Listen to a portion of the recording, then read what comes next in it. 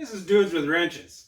We're going to give you a full rundown on this 1964 Ford Fairlane. She's a little bit of a fire hazard, and I hope you enjoy. All right.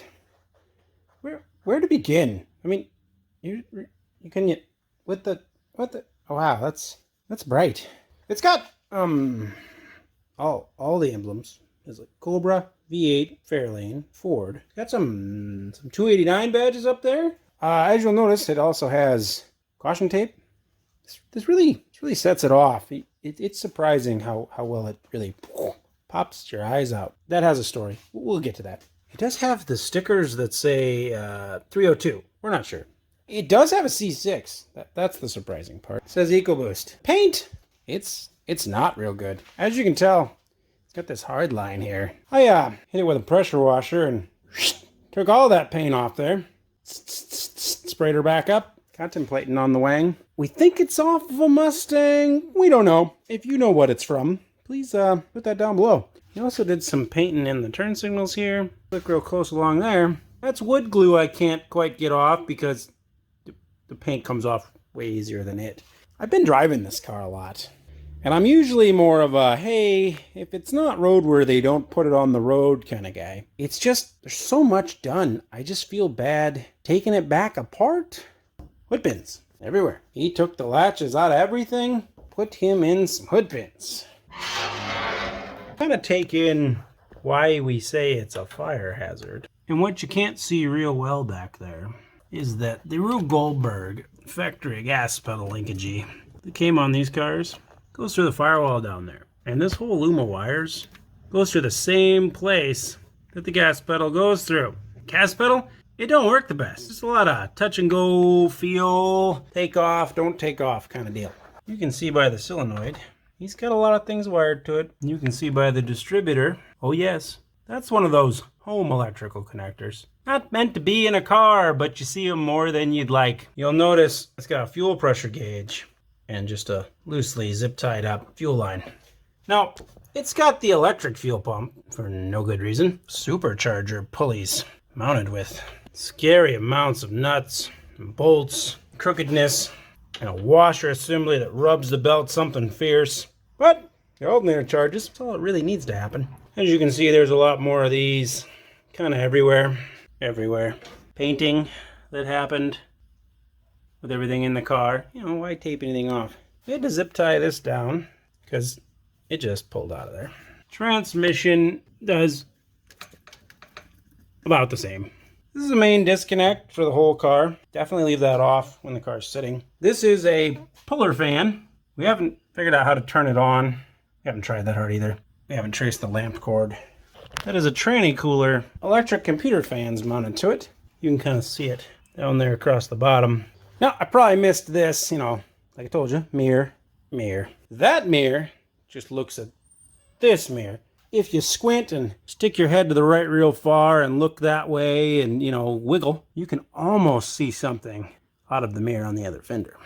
As you can see, he painted the pedals, more of the home electrical, and a light switch, and a horn button, and a horn button, and a horn button. We're not really sure what this guy does. Haven't really figured it out. There's a lot of that going on in here. More switches over there. I would give you the whole start procedure, but there's a good chance somebody might leave with the car if I do that. Just know it's couple switches over there, a little bit of the key switch over there, a little bit of the flip up switch, a couple more switches under the hood you got to toggle, and then you can push a few things and it'll start. See these pins down here? They have the electrical wires going to them. And it has the old B&M ratchet shifter, got the old cassette deck, it's got the factory radio, it's got a CB radio, it's got an A-track. Up here there was another radio.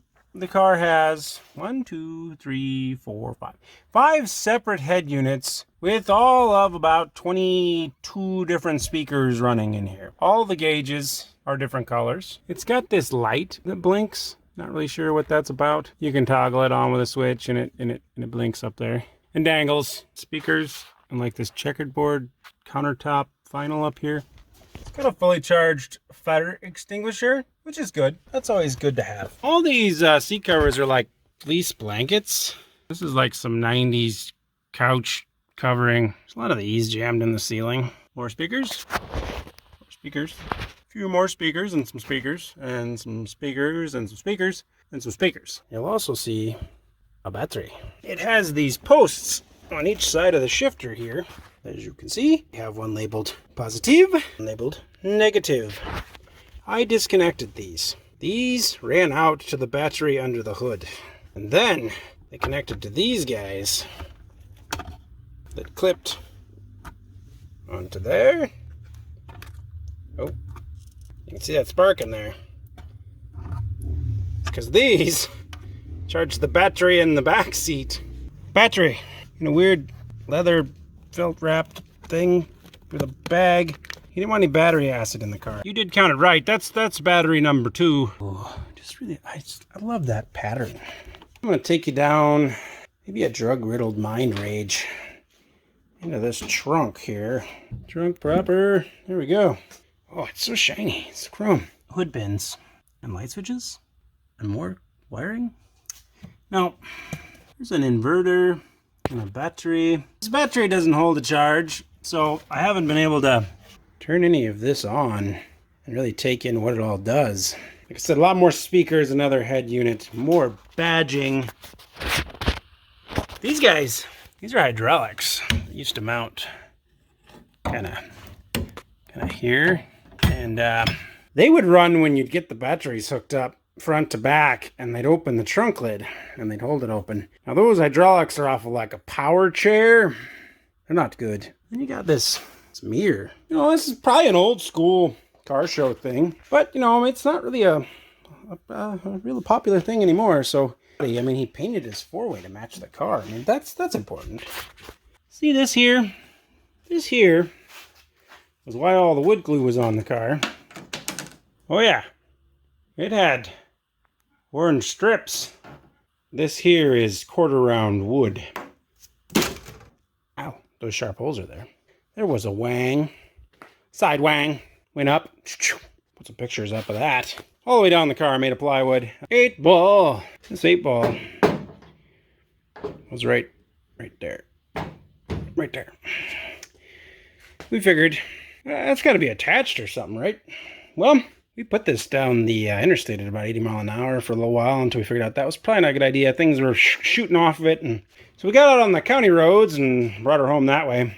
When we got back into town, took one of them hard left-hand corners, and this kind of, whoop, eject, and kind of came off and smacked right about there and took the paint off and left me a pretty good densky. We did go back and pick this up because you can't just leave things like that lying around. Like I said before, I'm not the kind of guy that tends to throw stuff down the road that shouldn't be on the road. This being one of those things due to the ultimately bad wiring it has.